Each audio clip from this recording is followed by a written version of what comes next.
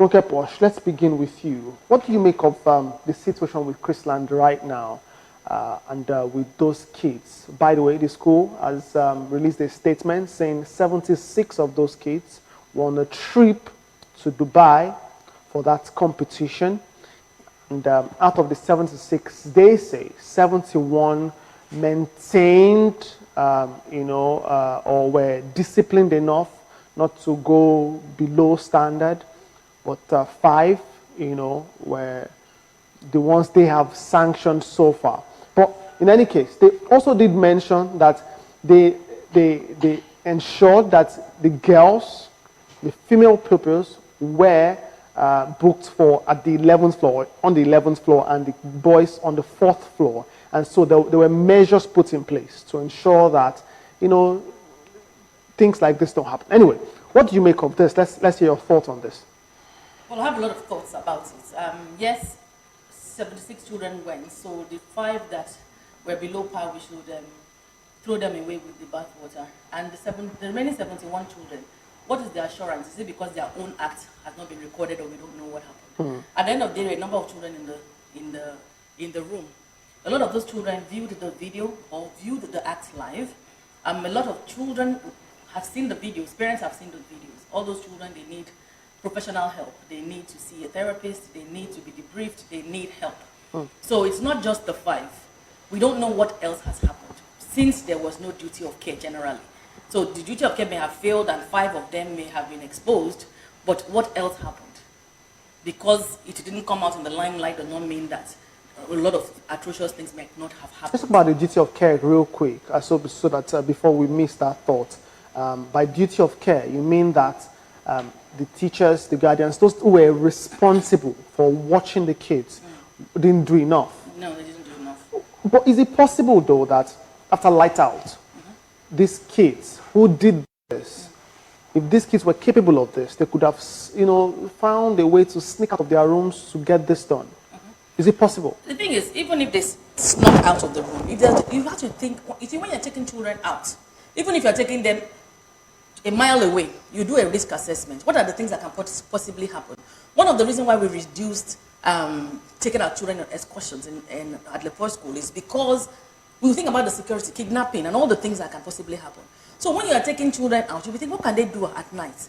You have to think of those things. Or even if it's the hotel security, you're going to say that nobody can come out of this room. Or, I don't know the layout, maybe there's a swipe card or a pin that they have to leave one floor to the other. I know modern hotels these days, you have all those sort of things, access codes and so.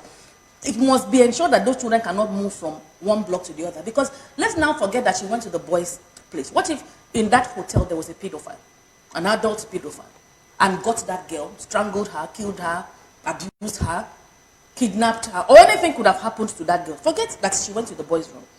If that happened, everybody would be saying the school did not look after her, the girl died, da. But now, she's the only one that had sex with herself, remember? No. Yes. She's the only one. After all, she's the only one we're talking about. We're not talking about the 3 boys. The mother has come out, we have not heard from the father. It's always the woman in this, our patriarchal Nigeria. It's the girl. It's the girl you just want to castigate and just kill her. And that is why men get away with blue murder. The school has put up a statement. They've said they didn't run 3 tests on her, whatever the case may be. Why didn't you tell the parents earlier? Why did it take a month? Well, the school did mention in their statement that test was, pre-arrival or post-arrival test. Let's say they did COVID test. That's fine. They can do that. But the mother said 3 tests. Yeah, urine and blood, according to the mother. Yeah, she didn't. Let's even assume nothing like pregnancy tests happened. You know the act happened. So why the delay in telling the mother? What were you trying to cover up? If something happens like that, it is difficult. It's difficult. If something happens like that in my school, I can't even imagine which mouse I will use to say it. But you must tell the parents. They have a right to know that something like that has happened. Circulated on social media of kids between 10 and 13, from what we've gathered, having sex. And it's difficult to wrap one's head around that, especially because of maybe the form or the ways with which this was done. Like Poshe mentioned, two kids were seen in this, situation. A kid was seen passing. Another one was on the bed. It means they were seeing this happen. Ronke, you've mentioned, the fact that first the duty of care was neglected or maybe non-existent. Who would you say, aside that, maybe you want to re-emphasize that as well, failed the kids and kids in general, not just those kids, kids in general. I mean, you have so much experience with handling kids and parents as well. Who would you say has failed kids in general? Because, again, whether I would like it or not, the truth and the facts might be, could be, that there are several kids like this ones, but we don't know yet. Because, of course, there are several kids. So, who has failed kids in general? Society has failed kids. Not the parent? Society has failed kids in general. So everybody's screaming, crucify her, crucify her. She has a TikTok channel. She did this, she did that. At the end of the day, when you take your child to school, they don't say, does she have a TikTok channel? Is she a porn star? Is she? You just say, parents, can you afford it? They can afford it. They give you your check and you are happy. When we begin to understand at schools, particularly secondary schools, that your job is beyond academic work, those moral values need to come back into play. The children, because no matter how much work parenting you do, how much work that you do, your children are still going to go and mix with some children that don't have any home training. Yes, the home is the first nation. Yes, home training is very, very critical. But then even the society at large, what are they producing? Which type of music are they singing? There's hardly any clean song out there for the children to watch. We are putting out different content, Big Brother this, and watching it with our children. Is it ethical? Is that what they should be seeing? Is that what they have access to?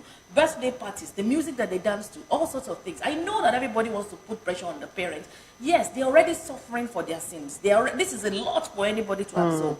And we must not make a bad situation worse. He that has no sin be the one to cast the first stone. Many of the people chanting online, they have their own secret sins. Their own children are even doing all sorts of things, and they don't even know what is happening right under their own nose. They are pointing at this girl, pointing at her, pointing at her. So society has failed, and we are continuing to fail. You see, anything that they are bringing out about the girl, it's actually a wicked act. Now, going forward, going to dig out anything to push her. She is suffering already. This thing cannot go away in 1 year. It can't go away in 2 years. She has the rest of her life to deal with this. Yeah. She can even be suicidal as a result. That's why she needs a therapist. That's why she needs hand-holding.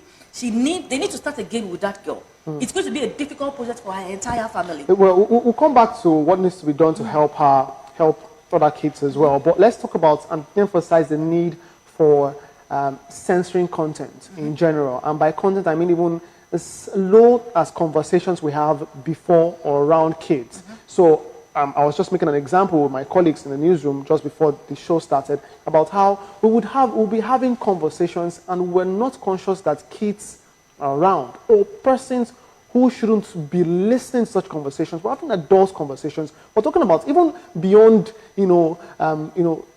deep conversations, the regular conversations about just talking about the character of Mr. Kenny or the person of Mr. Kenny, for example, that the other person shouldn't be listening to. Let's emphasize that. You're a parent's coach. What would you be telling parents when it comes to having these conversations? I've seen a gathering of sisters have conversations about several things, the parties they went to, how they danced, how they did this, but their kids are there. They're listening. And we sometimes, I don't know if somewhere deep down we believe that these kids are not like, they are oblivious of the world that we live in and the conversations that we have. How best would you advise people, parents, and not just parents, guardians in general, because people leave kids with these persons just passing by the street. These kids hear things. You send them to go buy this thing at the supermarket. They hear these things and the rest. How best can we handle this situation so we don't keep failing these kids?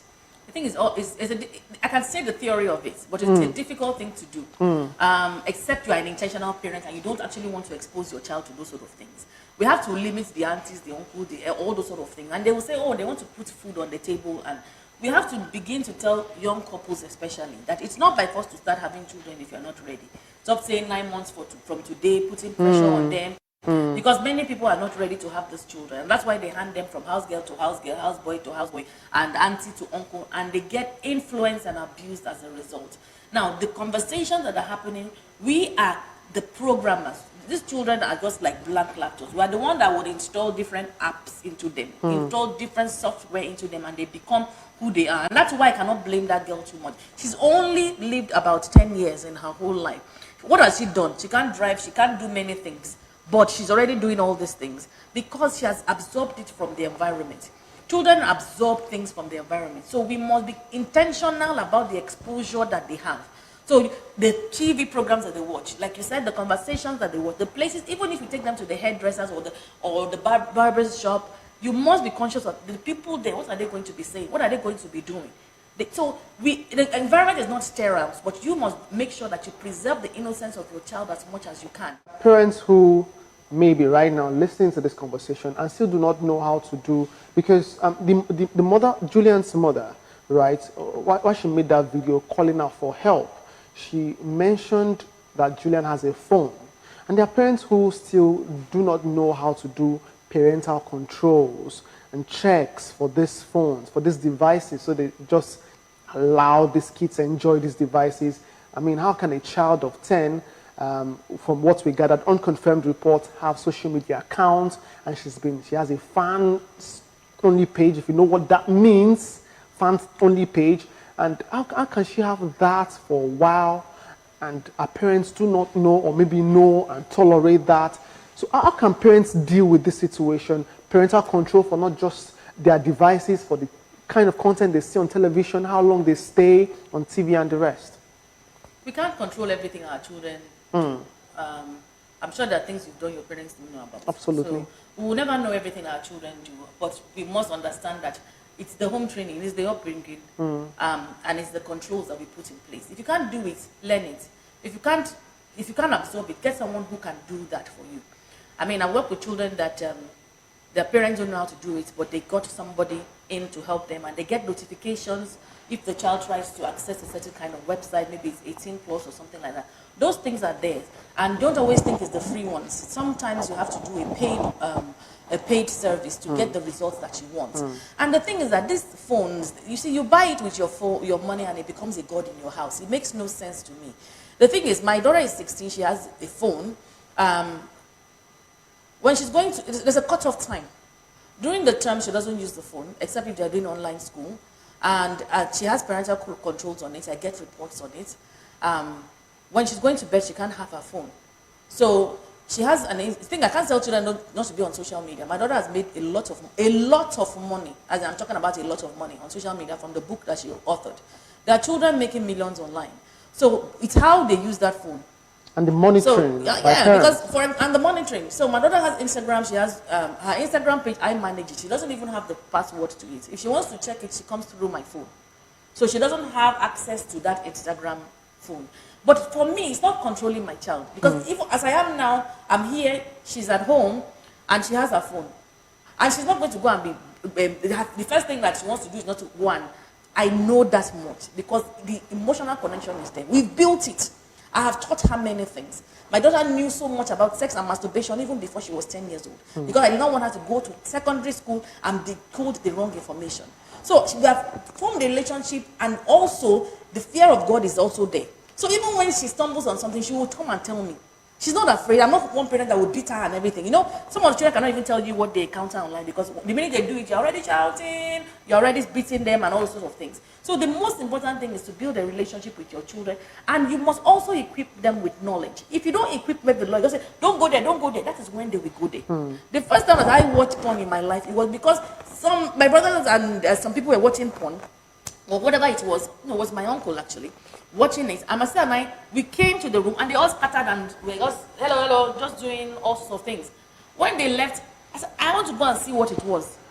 I really wanted to know. I was curious to know what they were about. But if somebody had already told us and said, this sort of content is not appropriate, it's not this and that. You know, children, you must satisfy their curiosity. Don't just say, don't do it. Don't do it. You train them, you teach them, you handhold them. Parenting is very, very challenging. You must make time for it. All this, I have a special PA or a nanny from Ethiopia or Filipino nanny that people are doing up and down on the island. They're just messing up their children. You have to be there. There's no outsourcing of parenting. There's nobody that can take your place. Grandma cannot take your place. Nobody can take your place. Even if you're a single parent, you have to find a responsible adult that will stand in the gap for that child as a father or a mother. You must do that. You must make sure that there's wholeness and there's completeness. You can't just, wake up one day, no plan. As a parent, you must have a goal, a plan, short-term, long-term, medium-term for your child. The same way you will run your business is the way you will operate with that child. And it takes time. And if you don't know it, take parenting courses, online courses. Follow people like me that all I talk about in and out every single day. It is possible. But if you do it in a lackadaisical way, you will get a lackadaisical result. First, the Lagos State government has shut down the school. Okay, Poshe, what do you think? It's just something to calm people's rising emotions. It's like a trick. You know when they say, we are your mugu? That's exactly what is going on. You don't close down the school that is on holiday, do you? What are you closing down? There's nobody there. Third time will come, they will open again. It has nothing to do with what is going on. Remember what happened with Oromonye case? The school has swung back into operations. So this one is just, people should calm down. Nothing is going to happen. So there's nothing, it's not harsh to me. It's nothing. It's just, they just done it because it has no relevance. Anything they need to do has to do with the leadership of the school and the people that took the children to that place. And they should just find out where the failure was. And if anybody needs to face any consequence, that is it. Why would you suffer so many other children that have exams coming up? That's why I know it's not even going to happen. I know. Let's put money down. I know it's not. It's just fake. That's how fake. That's how. When I saw it, I actually literally laughed. Wait, my head, they come again. That was literally it, because it's nothing. Those children need exams to write. All the other ones, all the other children that some might not even have heard about it, so they will be out of school because of somebody did something in Dubai. Aside this, though, are there periodic checks you would recommend governments, institutionalize to check things like this and other forms of misconduct? They should check their own first. Government should check their own first, because these things are happening all around. Are we pretending as if it's only this school that this thing is happening in? We see children working online, even with their parents online. Exactly my point. So, are there structures that should be put in place to check these things within academic institutions, at least at primary, secondary school levels? Many of these schools, when they're even doing all these events, doing Mother's Day, they will invite the parents. They will be twerking in the school. They will be playing inappropriate music, inviting DJs, inviting celebrities. The celebrities will come there. The children will go and follow them on their social media handle, find out about their history. Those dirty ones, I mean, not all the celebrities have, but okay, let me call them the celebrities. Those ones, the children will follow them online. So the schools also do a disservice to the children when they invite them and expose them to all this media content. No value system. They just have it in theory, but no real value. They can't correct the children. There's no disciplinary measure. When anything happens, the school wants to collect the money. The teachers have no self-esteem. The parents come there, harass the teachers, beat them up in some cases, bribe them in some cases. So it's a mess. So many schools are not ready to do the work. The work is beyond academic work. Now, the parents also have a big challenge because they want to boast at their parties. They want to say their children go to this school and that school. And even when they are not truly satisfied with the service, you see that a lot of them will take their children to those schools and still be doing million lessons. But they want to say, oh, the curriculum is awesome. Oh, they take them to Dubai. They take them to Singapore. Oh my God, my daughter's school, they went for this competition. They want this, take this. That's what they want, just bragging. That's what they want to do. How about your children? Can they greet? How your children, they're so rude. They have no manners, no etiquette. They cannot use their 5 magic words. No, they can't wash plates. They have no chores in the house. They order domestic workers around. But your children goes to highbrow school. Highbrow school. I would rather my child get F and have home training than get all the A stars in the world and travel all around the world and have no manners. You've only raised an animal. I think it's too much work for teachers. You've been in this profession for a bit. Do you think it's too much work, though? You want the teacher to monitor this, to monitor that with the kids. You want the teacher to be on point with the curriculum. There's even the pressure to ensure that they meet, the number of topics, per subject for the term and the rest. Is it too much, though? Is there something else we can do? Are there other measures we could adopt to, check, especially when it comes to moral standards? You see, a teacher is a parent. And I'm not talking about biological parents, it's local parents. When they're in your care, you become their parents. Yeah. So naturally, you should be doing that. It's the parents that force the teachers not to be able to do their job. When you were growing up, you must have done things like CRS, IRS, Yes. moral studies. Where are those in the curriculum today?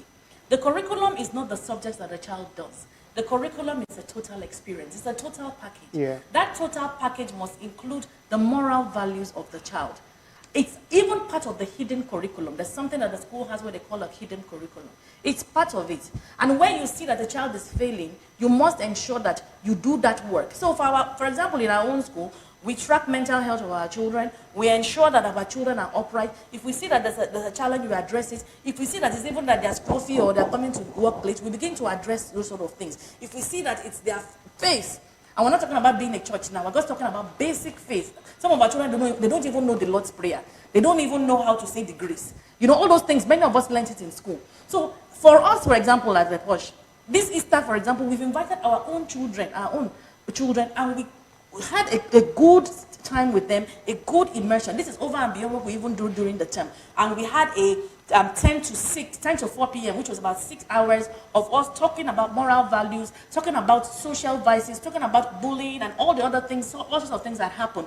An immersion for the children. And it's possible that when you do all of these things, you still have 1 or 2 bad eggs amongst these kids. There's no bad egg. There's no bad child.